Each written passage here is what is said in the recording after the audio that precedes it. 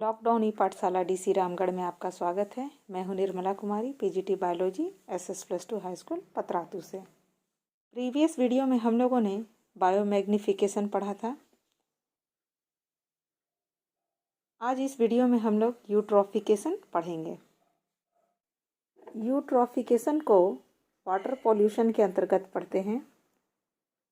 यह हमेशा stagnant water में यानी स्थिर पानी में होता है, जैसे पॉन्ड में, लेक में। यूट्रॉफिकेशन क्या है? Eutrophication is the natural ageing of a lake bye nutrient enrichment of its water.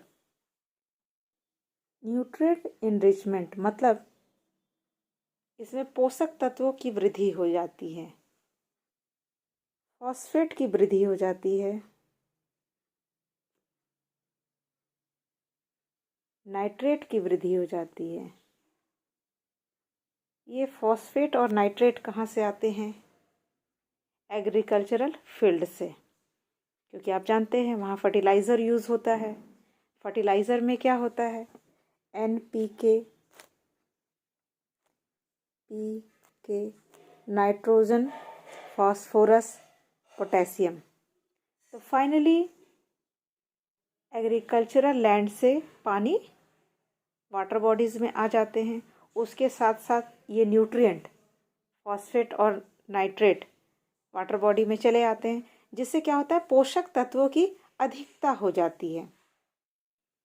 और ये दोनों ही नाइट्रोजन और फास्फोरस पौधे के ग्रोथ के लिए अच्छे माने जाते हैं, पौधे के ग्रोथ को एनकरेज करते हैं। इस कंडीशन में एल्गी का बहुत ज़्यादा ग्रोथ हो जाता है।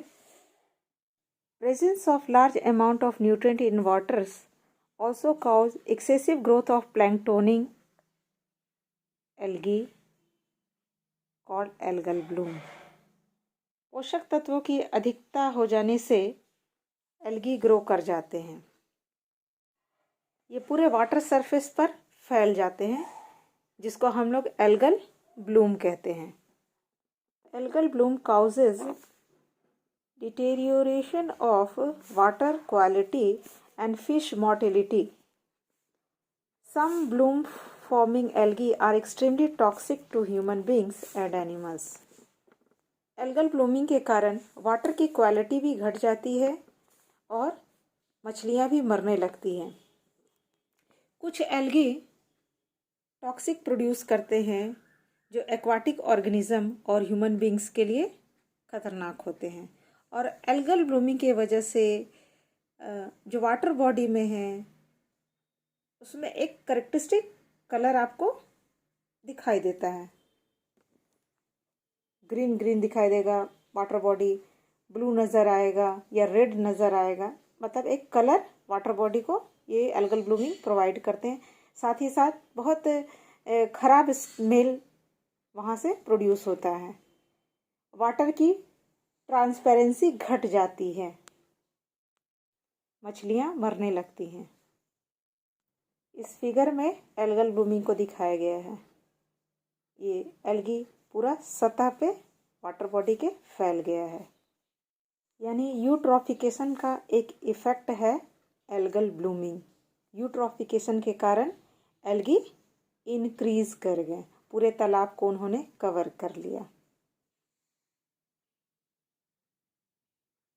तो इस वजह से क्या होगा?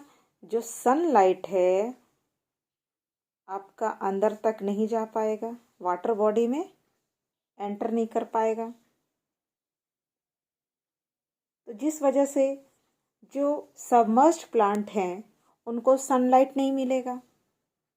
सनलाइट नहीं मिलेगा तो वे जो प्लांट बॉडी है वो डेड होने लगेगा।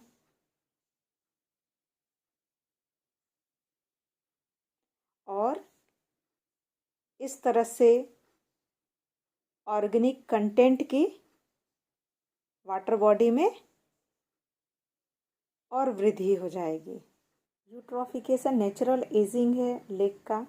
यह दो प्रकार का होता है, नेचुरल यूट्रॉफिकेशन और कल्चरल और एक्सिलरेटेड यूट्रॉफिकेशन। यूट्रॉफिकेशन एक नेचुरल फिनोमिनन है जिसमें बहुत बहुत समय लगता है, कई साल लग जाते हैं। लेकिन जो कल्चरल और एक्सीलरेटेड यूट्रॉफिकेशन है, इसमें क्या होता है, ह्यूमन एक्टिविटी की वजह से यूट्रॉफिकेशन में तेजी आ जाती है। मतलब जो यूट्रॉफिकेशन होने में कई साल लगता, वह 10 साल या 20 साल में ही हो जाता है ह्यूमन एक्टिविटी की वजह से। यानी human more and more addition कर रहा है वाटर बॉडी में, इस वजह से वाटर बॉडी यूट्रॉफिक हो जाएगा। यानी हम लोगों ने क्या सीखा, यूट्रॉफिकेशन न्यूट्रिएंट इनरिचमेंट है वाटर बॉडी में। ये किस में होता है, स्टैग्नेंट वाटर में है। मान लीजिए ये तालाब है,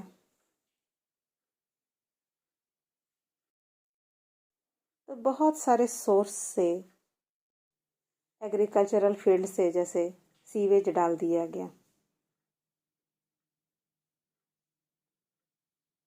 सीवेज डाल दिया गया, जिससे न्यूट्रिएंट की अधिकता हो गई, नाइट्रोजन बढ़ गए, फास्फोरस बढ़ गया।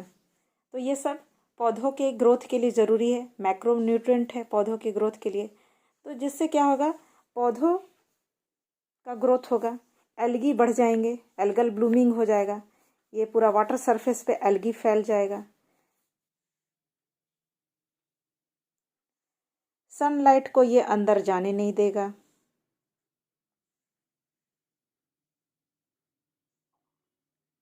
जिससे जो सबमर्ज्ड प्लांट हैं, सनलाइट नहीं पहुंचेगा, फोटोसिंथेसिस नहीं होगा, तो ये मरने लगेंगे, इनकी डेथ हो जाएगी। तो फाइनली ये बॉटम में जा कर के एक्यूमुलेट होंगे। वाटर में ऑर्गेनिक कंटेंट बढ़ गया,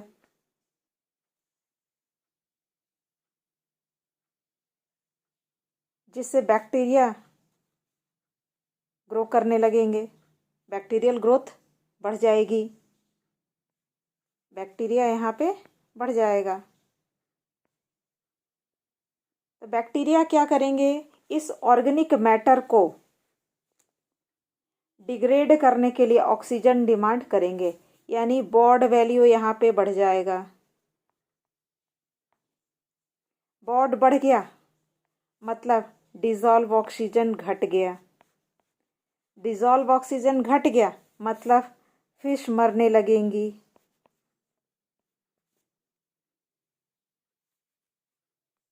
फिश मरने के बाद फिर से कहिए इस वाटर बॉडी के बॉटम में जमा होने लगेंगी। इस तरह से ये प्रक्रिया चलते रहेगी। यानी मछलियाँ मर गई, फिर से ऑर्गेनिक कंटेंट में वृद्धि हो गई, बैक्टीरियल ग्रोथ बढ़ गया। तो ये क्रिया चलते रहेगी, ये एक नेचुरल प्रक्रिया है। जो भी खत्म होगा वो बॉटम में जा कर के जमा होते जाएगा। तो इस तरह से ये पॉन्ड धीरे धीरे शैलो होते जाएगा, मार्स में कन्वर्ट होते जाएगा, और यहाँ पे सो मार्सी प्लांट उग आएंगे। फाइनली ये वाटर बॉडी लैंड में कन्वर्ट हो जाएगा।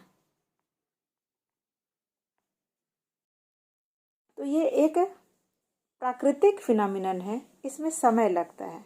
और एक्सिलरेटेड यूट्रॉफिकेशन में क्या होता है, मनुष्य की एक्टिविटी की वजह से यूट्रॉफिकेशन के रेट को हम लोग बढ़ा देते हैं।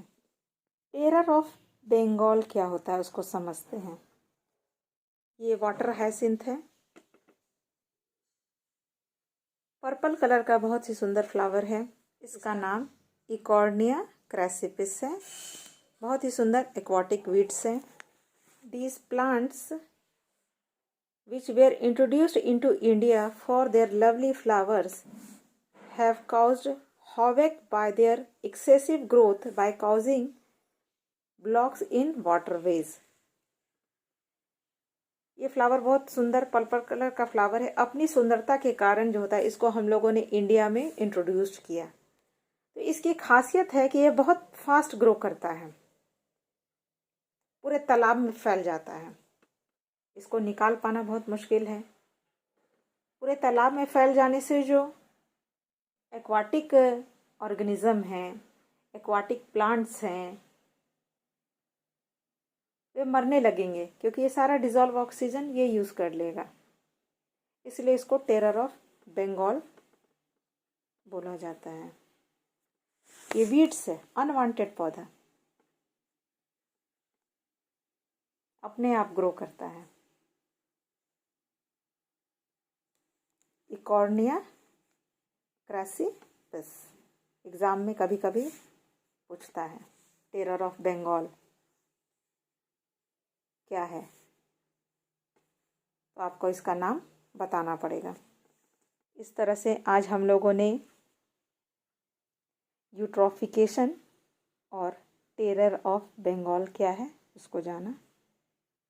धन्यवाद।